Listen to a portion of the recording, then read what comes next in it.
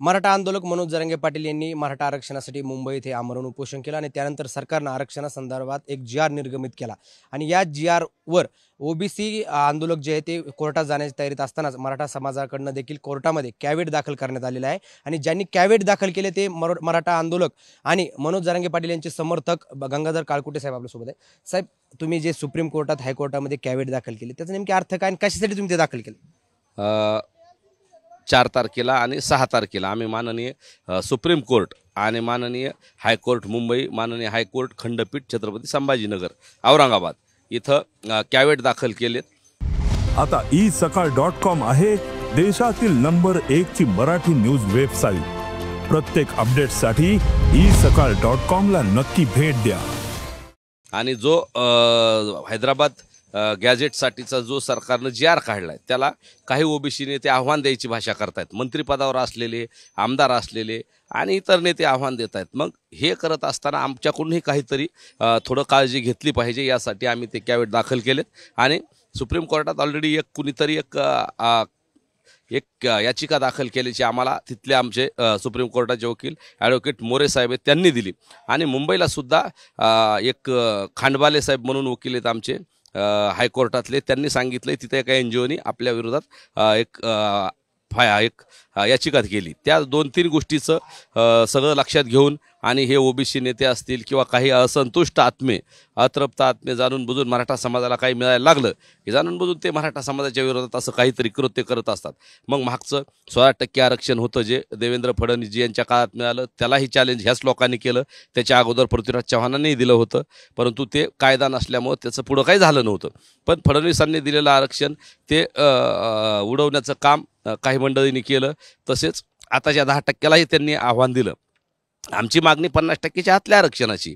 आणि संघर्ष योद्धा मनोजदादा आणि मराठा समाजाने गेल्या 2 वर्षात खूप संघर्ष करून, विशेषतः मनोजदादांनी 8 उपोषणं केले, त्यांचा जीव पणाला लावला, एवढा रात्रीचा दिवस, दिवसाची रात्र केली आणि त्यांना एवढा त्रास झाला तरी त्यांनी हे सगळं मिळवलं. 58 लाख कुणबीच्या नोंदी मिळवल्या, आता हा GR मिळवला. पण त्याच्यामुळं काही लोकांच्या पोटात दुखतंय आणि ते जाणून कोर्टात जाऊन हे रद्द करायचा प्रयत्न करतील किंवा ह्याला स्टे द्यायचा प्रयत्न करतील. आणि त्याची काळजी म्हणून आम्ही हे कॅव्हेट दाखल केले. आणि एक सरकारची सुद्धा जबाबदारी, मनोजदादांनी आणि समाजाने सांगितलं हे टिकवण्याची जबाबदारी सरकारची, परंतु आमचीही काही जबाबदारी असली पाहिजे. ज्या समाजातून आपण येतो त्याचं काहीतरी दायित्व आपल्याकडे असलं पाहिजे. म्हणून आम्ही हे कॅव्हेट दाखल केले आणि त्यात मनोजदादाची बाजू, अखंड मराठा समाजाची बाजू ऐकून घ्यावी आणि तो GR कसा ओबीसीचं किंवा इतर कोणाच्याही आरक्षणाला त्याच्यामुळं हानी पोहोचत नाही हे आम्ही माननीय कोर्टाला पटवून देणार आहोत. तसेच माननीय कोर्टाला आम्ही मराठा आणि कुणबी एक कसे आहेत त्याचे अनेक पुरावे आहेत आमच्याकडं, ते सुद्धा नव्याने दोन्ही कोर्टाला पटवून देण्याचा प्रयत्न करू. आम्ही आमची बाजू भक्कम मांडणार आहेत.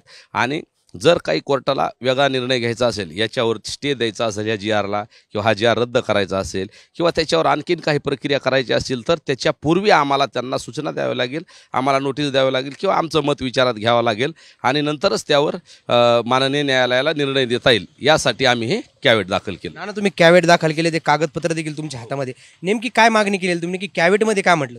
कॅव्हेटमध्ये सांगितलं की हा जो सरकारने GR काढला आहे, हे 5 दिवस मनोजदादा तिथं उपोषणाला बसले होते, मराठा समाज मुंबईत आला, त्याच्या अगोदर 2 वर्ष एवढे प्रचंड आंदोलनं झाले आणि त्याचा परिपाक म्हणून हा GR सरकारनं दिला आहे. सरकार सकारात्मक होतं.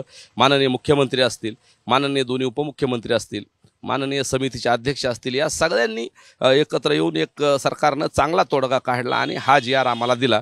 परंतु लगेच कोणाच्या तरी पोटात दुखायला लागलं.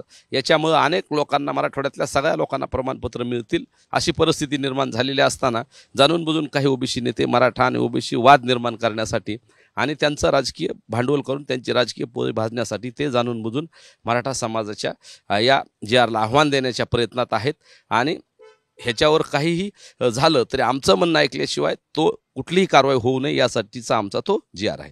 ना इकडं मराठा समाज गुलाल उधळतोय, पण तुमच्या मनात भीती आहे का की GR टिकणार नाही किंवा म्हणजे त्याच्यावर स्टे येऊ शकते अशी भीती आहे का तुमच्या मनामध्ये? कारण मराठा समाज राज्यभरामध्ये तर गुलाल उधळतो. नाही, दिलंय त्यात जे टिकणारं दिलंय त्याच्यात काही शंका नाही. पण कसं असतं, दोन्ही बाजू मांडावं लागतात. कोर्टात बाजू नाही मांडली, पुरावे नाही मांडले तर एकतर्फी निर्णय होऊ शकतो. जसं आमच्या आता परवानगीच्या वेळेस कोर्टात अचानक अनपेक्षित आम्हाला काही निर्णय आले, आम्ही तिकडं थोडं लक्ष दिलं नव्हतं म्हणून. त्याच्यामुळे ही काळजी म्हणून केलंय, भीती वगैरे काही नाही. याची जबाबदारी सरकारची हे टिकवण्याची. आणि आम्ही सगळेजण या जे आर टिकण्याच्या बाबतीत खंबीर आहेत. आम्हाला त्याच्यात बदल भीती वाटत नाही किंवा काहीच नाही, पण एक काळजी म्हणून कसं असतंय, कोणाची न तर द्रष्टाची द्रष्ट लागू नये. आणि जर कोर्टात गेले तर आमची तयारी पाहिजे ना. सरकारनं जे केलं आहे, सरकार तर त्यांची बाजू मांडणारच आहे, पण आम्ही सुद्धा आमची बाजू भक्कम मांडावी लागेल. मराठा समाजाची बाजू चांगल्या पद्धतीने मांडून दाखवण्यासाठी आम्ही तो कॅव्हेट दाखल केला. नाना, इकडं आपण जर पाहिलं तर तुम्ही कॅव्हेट दाखल करताय. ओबीसी जे नेते आहेत ते याच्या विरोधात जाण्याच्या तयारीत आहेत. कोणकोणत्या न्यायालयामध्ये काही याचिका दाखल झाली याची काही माहिती तुम्ही घेतली का? कोणत्या न्यायालयामध्ये विरोधामध्ये याचिका दाखल झालेल्या आहेत? माननीय हायकोर्टात आणि 2-3 खंडपीठात ते करायच्या प्रयत्नात आहेत. एक ठिकाणी हायकोर्टात मुंबईत एक NGOच्या मार्फत एक टाकलंय त्यांनी 3 तारखेलाच, ही आमची माहिती. आणि माननीय सुप्रीम कोर्टात सुद्धा दवे कोणतरी नावाची एक माहिती मिळाली. आमचे तिथले मोरे साहेब आहेत, त्यांनी मला सांगितली माहिती, म्हणून आम्ही तात्काळ हे कॅव्हेट दाखल केलेले आहेत. आणि त्यांनीच किंवा काही ओबीसी नेते, आता छगन भुजबळ ओपनली म्हणतायत मंत्रिमंडळात असून, किंवा विजय वडेट्टीवार म्हणतायत, अनेक ओबीसी नेते म्हणतायत आम्ही याला चॅलेंज करू. मग हे ते करत असताना मग आम्हाला सुद्धा आमची बाजू कोर्टापुढे प्रभावीपणे मांडावं लागेल ना.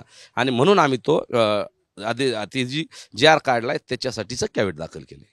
नक्कीच हे गंगाधर काळकुटे होते. यांनी सुप्रीम कोर्ट आणि उच्च न्यायालयांमध्ये जे आहे ते कॅव्हेट दाखल केलेले. खरं तर माननीय सुप्रीम कोर्टामध्ये आणि माननीय हायकोर्टामध्ये कोणीतरी GRच्या विरोधामध्ये याचिका दाखल केल्याची देखील माहिती त्यांनी दिलेली आहे. अक्षय शिंदे, साम TV न्यूज, अंतरवली, सराटी, जालना.